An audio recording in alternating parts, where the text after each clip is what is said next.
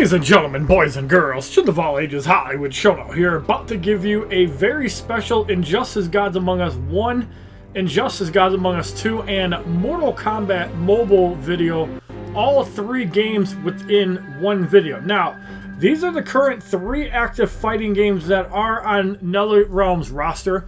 If you guys remember a previous game called WW Immortals, that was another popular 3 vs 3 brawler type game. And I must say that Netherrealm does bring a style that is unique. They do not try to duplicate Marvel Contest of Champions. You don't have rip-offs of said game like WWE Mayhem and Gods of Rome or any other type of fighter brawler. Injustice, Mortal Kombat have this unique personality, and that is one thing I can respect from Netherrealm. Now, I feel that Mortal Kombat Mobile needs a complete overhaul regarding combat and just the overall acquiring of cards. Like, I feel that the Injustice 2 way of doing things is slightly better, where gold cards can be really powerful. Obviously, the legendaries are the most powerful, but a good player can use golds and beat legendary characters, or a good player playing gold characters can beat diamond characters if they know what they're doing. Now, originally my Injustice 1 interface was on my iPad, but unfortunately, for some reason, my old iPad would not show a connection to my adapter, so I had to switch over to BlueStacks to show off Injustice 1.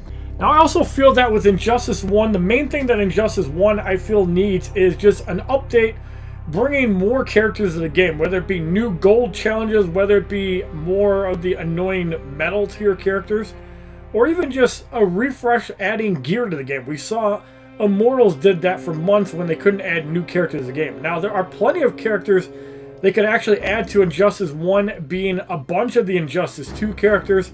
You could have an Injustice 2 Black Adam, you could have an Injustice 2 Batman, you could have a Predator Batman show up in Injustice Mobile that has the same chip tag in effect, and I think people would love it. Poison Ivy is not in the game.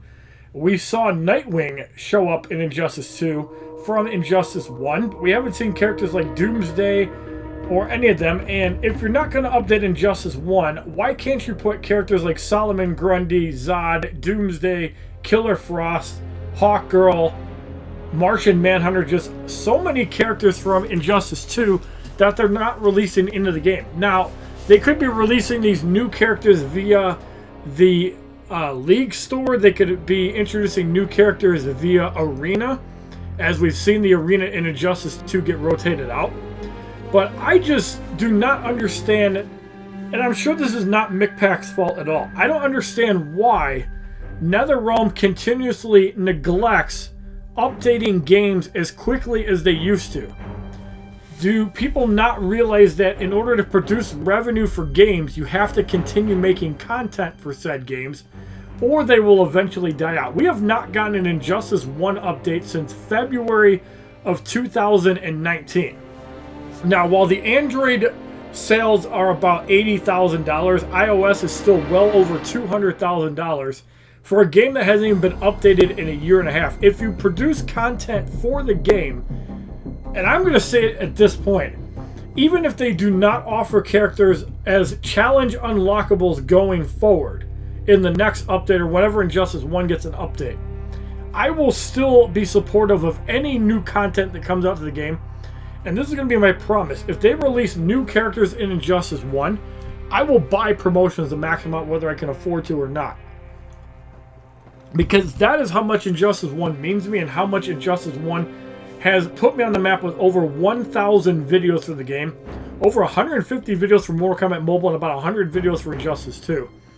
And I want to continue making videos for Netherrealm. You guys might know me as one of the most popular content creators for Injustice. Not necessarily as much for Mortal Kombat, although I do have some views in older videos like Injustice Scorpion getting maxed out, and you know, videos like that. Injustice 2, I have a couple videos in like the 40-50,000, but I feel that Injustice 2 did not take off like Injustice 1, as it's not the same game. But this is my challenge to the people above McPack. I want to see updates to Injustice 1. I want to see one character a month from Injustice 1. I feel that that's not a far stretch. One new character. I don't care if it's a challenge character. I don't care if it's a new medal in the game. I don't care if you make Injustice 1 online only, or if you refresh it for Injustice 3. I want to see one new character a month in Injustice 1. As far as Mortal Kombat Mobile goes, I want the developers to try and put out one gold challenge character a month.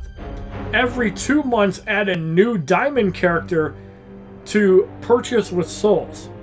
I'd also like to see them add in a crafting currency within Mortal Kombat Mobile. By that meaning, every time you get a sellback for a gold character, let's say you need 1,000 gold tokens in order to buy a selector.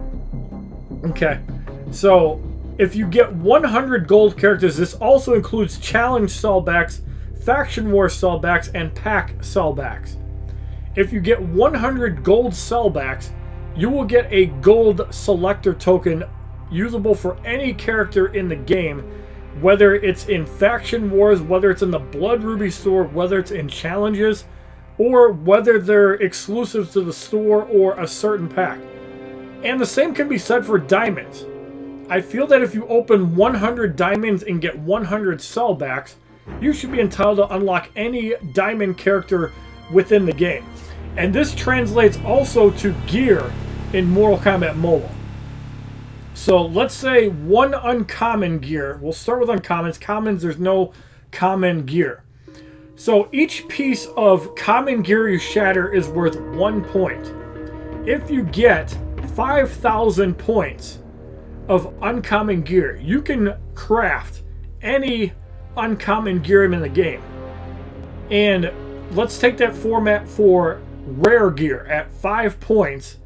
And if you get, let's say, 5,000 points or 10,000 points, you're going to be able to get a rare gear selector. And for epics, which are going to be a lot harder to get because you're going to have to get wrath hammers. So each epic is worth 10 points. And if you get 1,000 points, which is still 100 wrath hammers from equipment packs, you can then choose an epic gear of your selecting. I'd also like to consider this suggestion within Faction Wars. The Blood Ruby pack that you receive for uncommon or rare gears or epics, if you're getting in the top ranks, add in a chance to get like epic gear. So if you're getting like gold 1 to gold 3, which is what most people normally get, let's say you're getting a bronze Blood Ruby pack, which I believe starts at silver 2. Out of the bronze Blood Ruby pack, you will get a 5% chance that a rare gear will be from a previous tower that has expired. And you have a 1% chance of getting an epic gear, let's just say. That'll put a lot more emphasis on Faction Wars, and I think that'll give it a lot more motivation to play it. Now, if you're getting a gold Blood Ruby pack, you're going to have a 15% chance of getting an uncommon. You're going to have a 10% chance to get a rare, and a 2% chance to get an epic. And if you're in gold 3, or in like the master ranks, you'll have a 25% chance to get a Tower of Horror rare, Lin Kuei rare, or a 50% chance to get a regular rare. And you're going to have a 25% chance of getting a epic gear. Whether it's an exclusive to Faction Wars, a new gear item, or one from a previous tower that's expired. Maybe a 5% chance to get a tower epic. That's some of the stuff I'd like to see in Mortal Kombat Mobile, but I'd like to challenge the developers one gold character a month and one diamond character every 2 months. I think that if we can accomplish this, and I'd like the gold character to be available via a challenge. It's not that hard. You already have the framework from Injustice 1, Mortal Kombat Mobile. If the developers can work on that, I guarantee you that the revenue, and if the characters are made really well, that you're going to get a lot more revenue for the game. You're going to get people coming back for the game. I'd also like to suggest bringing another alternate form of advancement and progression in Mortal Kombat Mobile.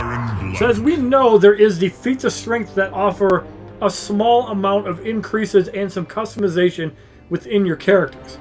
I would like to see a way that you could like augment your character's stats, be it attack, health, toughness, and maybe an overhaul recovery, and even power generation. You could easily make customization for that. And I'd also like to see on diamond characters.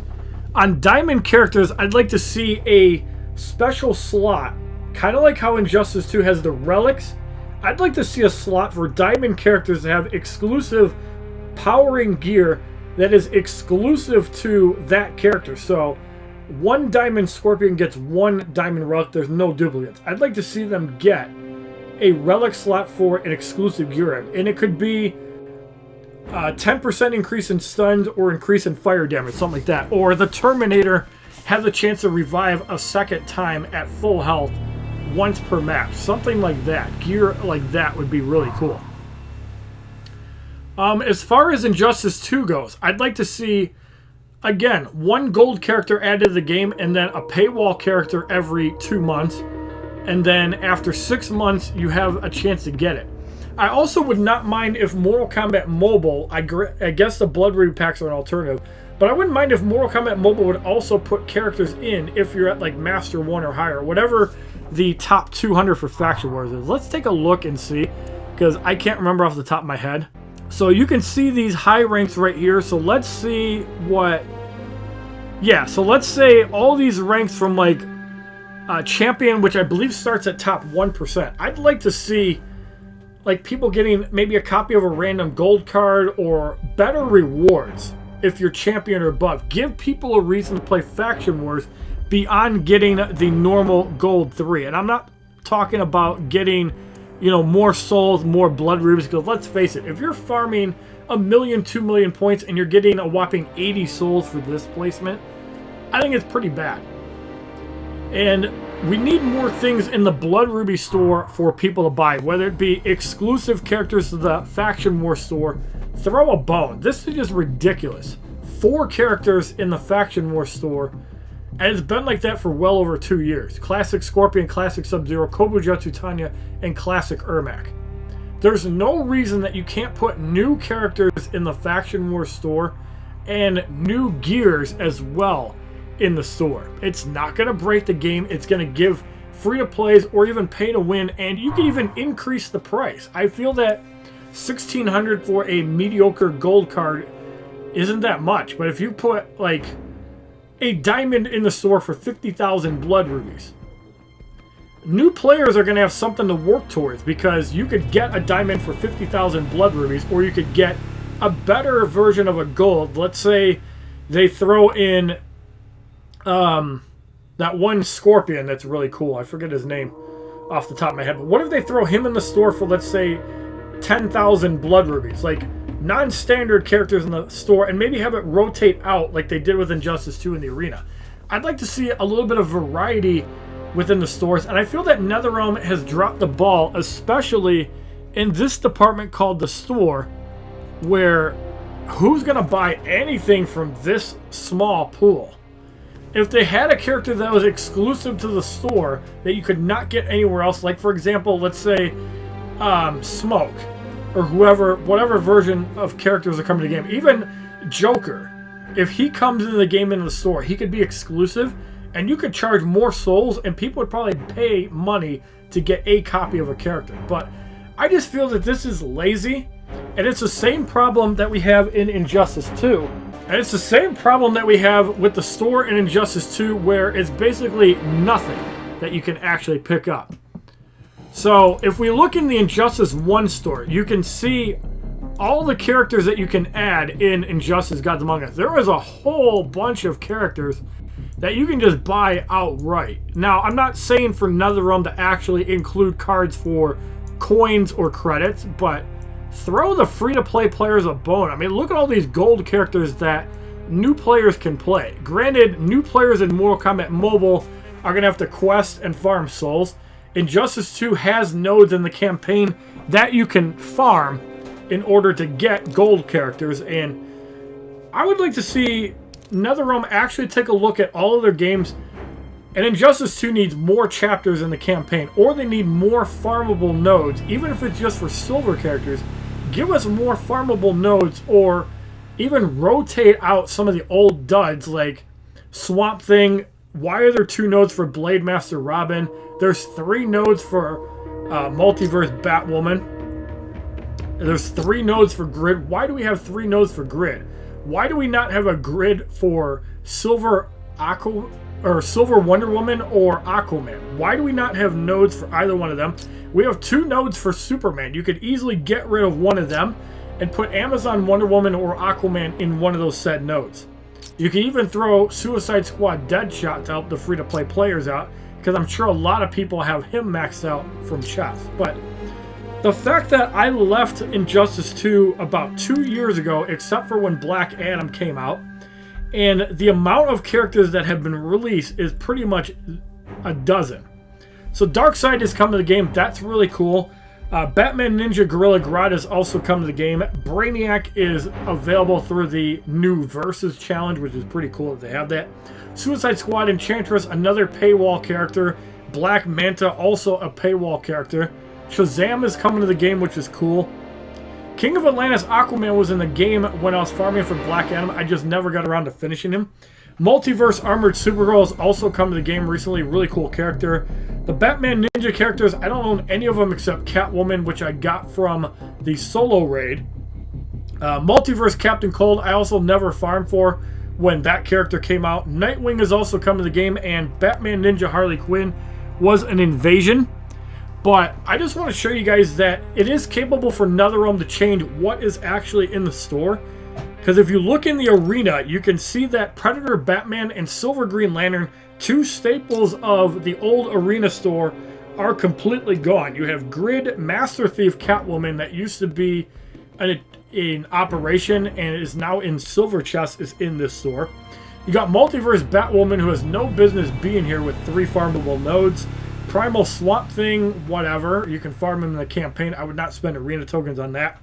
Sub-Zero is an interesting addition. Firestorm you can get from operations, but getting the shards faster isn't bad. Blue Beetle is a good addition, even though he's a challenge character.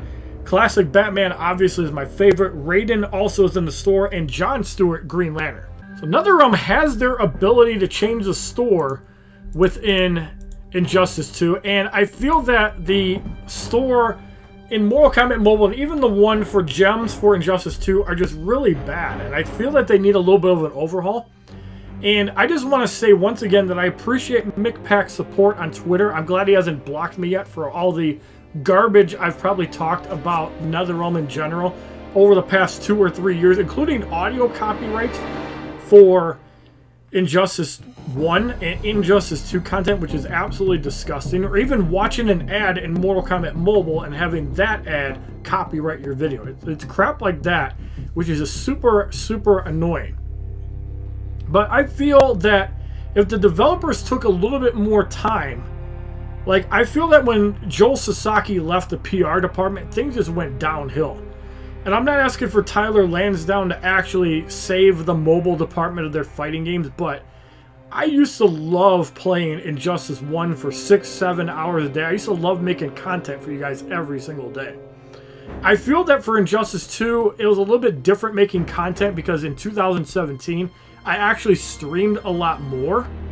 So people got to see live streams. I think I topped out like 204 viewers when Emerald Green Lantern became a farmable node and they put 8 chapters into the game. I feel that the game has evolved a long way, and I know that I've abandoned Netherrealm. Just understand that the reason that I'm playing other games is because it seems like the developers have lost touch with the players. And this could be a challenge to Ed Boon, who's one of the most popular people on Twitter and one of the most popular figures within Netherrealm Studios. I don't say anything that I do because I want these games to die. I say what I do because I want to exclusively play these 3 games full time, and it's going to take the help of the developers and Netherrealm putting more money into the mobile division to make these games have constant updates like DC Legends and Game of Thrones Conquest. So I don't want anybody to take this as I'm shit-talking Netherrealm, because I want the game to be as successful as all you guys. You guys know that I made my career off all 3 of these games and WW Immortals. And I would like to thank everybody that has been a subscriber on my YouTube channel, anybody that's followed me on Twitch, or anybody that unsubbed because I'm not making Injustice content full time anymore. Just understand why I'm doing what I'm doing. Please bear with me as I am playing other games like Star Wars Galaxy of Heroes, Marvel Contest of Champions, Marvel Strike Force, Raid Shadow Legends, and other games. Thank you for watching, and I hope Netherrealm does the right thing by giving a little bit more of a crap about their games. Thank you for watching this. Have a wonderful day, kids. Thank you, Netherrealm, for all you've done over the years. www.youtube.com/HollywoodShono. Subscribe, bitches!